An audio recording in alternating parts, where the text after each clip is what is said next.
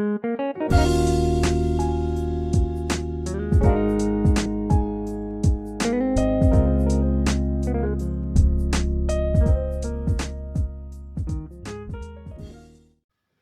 को मेरा प्यार भरा नमस्कार। प्यारे विद्यार्थियों,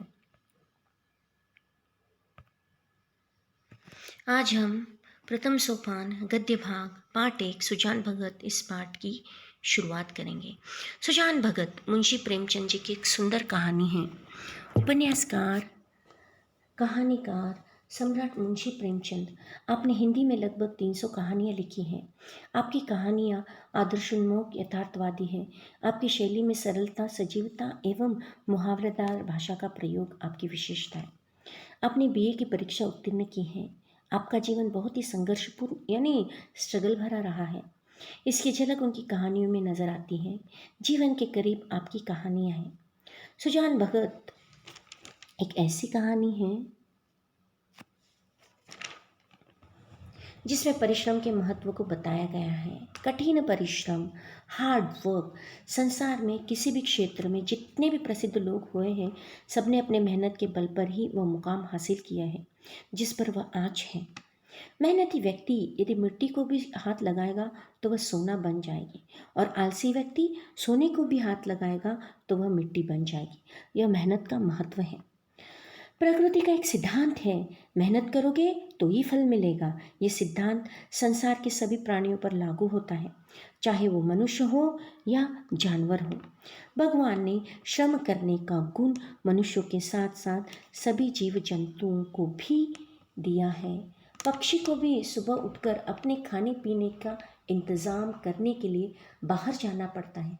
उसे बड़े होते ही उड़ना सिखाया जाता है ताकि वह अपना पालन पोषण खुद कर सके। जंगल का राजा सिंह को भी अपने खाने पीने के लिए गुफा से बाहर निकलकर शिकार के पीछे भागना पड़ता है। जीवन में कठोर परिश्रम का विशेष महत्व है। मेहनत का फल सदैव मीठा होता है। सुजान भगत एक ऐसी कहानी है जिसमें परिश्रम के महत्व को बताया गया है, मान सम्मान के महत्व को बताया गया है। इंसान अगर चाहे तो कठिन परिश्रम, हार्डवर्क द्वारा अपनी खोई हुई इज्जत, प्रतिष्ठा, मान और सम्मान प्राप्त कर सकता है। असंभव को भी संभव कर सकता है। सुजान भगत इस पाठ को कहानीकार ने 5 भागों में विवरण दिया है। आज हम भाग 1 कहानी की शुरुआत करेंगे। इस कहानी के पात्र हैं सुजान एक किसान, बुलाकी सुजान की पत्नी, भोला सुजान का बड़ा बेटा, शंकर सुजान का छोटा बेटा और भिखारी। सुजान भगत जैसे कहानी का शीर्षक है यानी टाइटल है, सुजान एक किसान का नाम है और भगत यानी भक्त। भगत तद्भव शब्द है गांव की बोलचाल की भाषा में भगत। तो चलिए जानेंगे सुजान भगत की कहानी। सुजान एक मेहनती किसान है।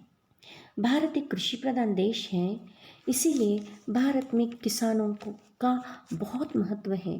किसान को सुबह सुबह ही अपने खेतों के काम के लिए निकलना पड़ता है। सुबह से शाम तक एक किसान कड़ी मेहनत करता है और वह दिन भर खेतों में काम करता है।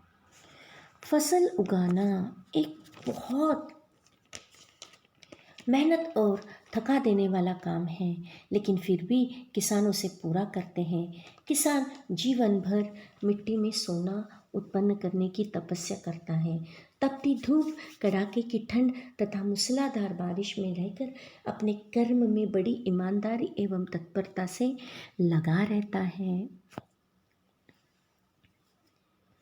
हमारे देश की लगभग 70% आबादी आज भी गांव में निवास करती है, जिनका मुख्य व्यवसाय कृषि है। सुजान भी एक गांव में रहता है। एक कहावत है कि भारत की आत्मा किसान है जो गांव में निवास करते हैं। सुजान प्रातः तड़के उठता है और अपने हल एवं बैल लेकर खेतों की ओर चला जाता है। वह घंटों खेत जोतता है, तत्पश्चात नाश्ता करता है। उसकी पत्नी उसके बुलाकी उसके लिए खेत में खाना लाती है। खाने के पश्चात पुनः वह अपने काम में व्यस्त हो जाता है। कृषक कृषक बहुत सादा जीवन जीता है। सुजान भी सीधा सादा किसान है। खेतों में बड़ी मेहनत के बाद जब उसका ऐसी खेत लहलहाती है, चारों ओर खेतों में सुंदरता दिखाई देती है, बस आंखों को सुकून और कलेजे को ठंड पड़ ही जाती है। सुजान की खेती में कई सालों से कंचन बरस रहा था। कंचन बरसना मुहावरा है, मुनाफा होना, प्रॉफिट होना। मेहनत तो गांव के सभी किसान किया करते थे, पर सुजान की चंद्रमा बली थी। चंद्रमा बली होना, भाग्य के सितारे चमकना या अच्छे दिन आना। जो भी खेतों में बोता, सुजान के खेतों में कंचन बरसता, यानी सोने जैसी खेती होती। लगातार 3 सालों तक इख यानी उख यानी उख लगती गई। उख यानी इख यानी शुगर केन। और इसी साल बाजार में गुड़ का भाव तेज था। गुड़ यानी बेल्ला कन्नड़ में और इंग्लिश में जैगरी। रेट भी ज़्यादा हुआ तो किस्मत चमकी, फ़ायदा ही फ़ायदा हो गया। 2-2.5 हज़ार पैसे आने लगे। उस समय का भाव 2-2.5 हज़ार। आज के समय में हम 1 से 2 लाख का अनुमान लगा सकते हैं। सुजान ने अपने घर की मरम्मत की, घर में हर सुख सुविधा की, बचे हुए धन भोग विलास की ओर नहीं मुड़ा। सीधे साधे किसान हाथ में पैसे आते ही यानी प्रॉफिट होते ही धर्म और कीर्ति की ओर झुकते हैं, यानी धार्मिक कार्य और समाज कल्याण का कार्य करना। सुजान भी साधु संतों का आदर करने लगा। पूजा आदि की ओर उसकी प्रवृत्ति बढ़ने लगी। घर पर साधु संत आने लगे, उनकी सेवा करने लगा। गांव में शहर से कोई भी आता, हेड कांस्टेबल, थानेदार, कानूनगो, शिक्षा विभाग के अधिकारी हो, सुजान की चौपाल यानी ओपन वरांडा, चौपाल पर ही ठहरने की व्यवस्था की थी। जिन अधिकारियों के सामने सुजान की जुबान ना खुला करती थी, आज जब सुजान को मातो कहते लोग थकते न थे। सुजान के घर पर दूध भी बहुत होता था। कभी हाकिम लोग चखते तो कभी महात्मा लोग, मगर सुजान के गले से दूध की एक बूंद भी नहीं उतरती। सुजान तो सीधा साधा किसान था, जो दिन भर मेहनत करता और रात के खाने के लिए साग और रोटी चाहिए होती थी, उसी से वह तृप्त होता था। सबके सामने सर झुकाए कहता, कई लोग ये न कहने लगे कि धन पाकर उसे घमंड हो गया। सुजान गांव के लिए कुछ करना चाहता था। गांव में कुल 3 कुएं थे। बहुत से खेतों में पानी न पहुंचता था, खेती मारी जाती थी। अपने गांव और गांव की तरक्की का भी विचार करता था। सुजान ने गांव में कुआं बनवा दिया। अब सब जानते हैं, गांव है, वहाँ के अपने कुछ रीति रिवाज होते हैं। बाकायदा कुएं का विवाह किया, यज्ञ हुआ, ब्रह्मभोज ब्राह्मणों को भोजन कराना, और सुजान को लगा उसका जीवन धन्य हो गया। जो काम गांव में किसी ने न किया था, वह बाप दादा के पुण्य प्रताप से सुजान ने कर दिखाया। सुजान रातों रात गांव का नायक हीरो बन गया, लोकप्रिय हस्ती बन गया। उसकी बड़ी तारीफ लोग करते थे। उसकी समाज सेवा पर लोग फूले न समाते थे। एक दिन गांव में गया के यानी यात्री आकर ठहरे। गया बिहार और झारखंड की सीमा और फल्गु नदी के तट पर बसा भारत के बिहार राज्य का दूसरा बड़ा शहर है। एक धार्मिक नगरी कहिए। पितृपक्ष के अवसर पर यहाँ हजारों श्रद्धालु पिंडदान के लिए जुट देते हैं। यह एक बौद्ध तीर्थ स्थल भी है। यहीं बोधि वृक्ष के नीचे भगवान बुद्ध को ज्ञान की प्राप्ति हुई थी। कहीं से कुछ यात्री गया की यात्रा करने चल पड़े। रात गुजारने वे सुजान के चौपाल पर आ रुके। सुजान ने भोजन का इंतजाम किया। उन्हें देख सुजान के मन में भी तीर्थ यात्रा करने की इच्छा हुई। वह बुलाकी से कहता है, यह अच्छा अवसर है, हम भी उनके साथ चलते हैं। उसकी स्त्री यानी पत्नी बुलाकी तैयार न थी।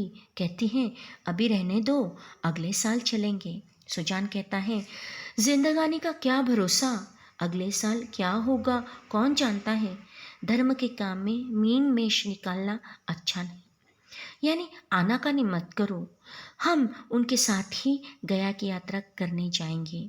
बुलाकी कहती है, हाथ खाली हो जाएगा, अभी जाएंगे तो सारे पैसे खर्च हो जाएंगे, अगले साल चलेंगे।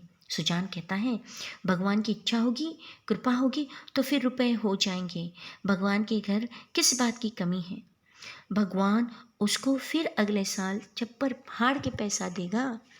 बुलाकी भी मान जाती हैं। दोनों पति पत्नी सुजान और बुलाकी गया की धार्मिक यात्रा करने निकलते हैं।